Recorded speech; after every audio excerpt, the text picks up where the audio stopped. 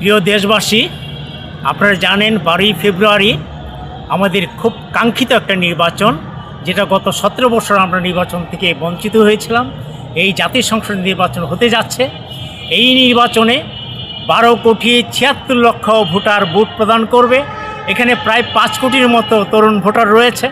আমি সকল দেশবাসীর প্রতি আহ্বান জানাবো, এই নির্বাচনে সকল দেশপ্রেমিক জনগণ তাদের ভোট অধিকার প্রয়োগ করবে এবং এই একটা ভোটারও যাতে ভোট প্রয়োগ থেকে বঞ্চিত না হয় সেদিকে আমরা খেয়াল রাখব এবং সকল ভোটারদেরকে ওই দিন আমরা ভোট কেন্দ্রে নিয়ে আসব।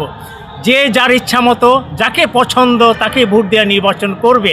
কোনো ধরনের বাধা বিপত্তি হবে না, কোনো ধরনের ভয়ভীতি দেখাইলে তাকে আইনের কাছে সুপর্দ করতে হবে।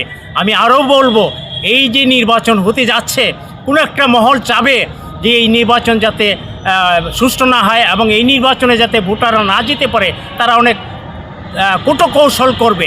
তারা দেখা যাবে যে কোনো একটা মহল লাইন ধরে রেখে ভোট যাতে বিলম্বিত করার চেষ্টা করবে, জাল ভোট দেওয়ার চেষ্টা করবে, তারপরে আপনার আগে সিল মারা দেওয়ার ব্যবস্থা করতে পারে। অনেক পরিকল্পনা তাদের রয়েছে ভোট ভণ্ডুল করার জন্যে। আপনারা সকল দেশবাসী সজাগ থাকবেন, দেশপ্রেমিক জনগণ আপনারা সজাগ থাকবেন, আপনারা যাতে সুষ্ঠু অবাধ সুন্দরভাবে একটা ভোট সম্পন্ন হয়।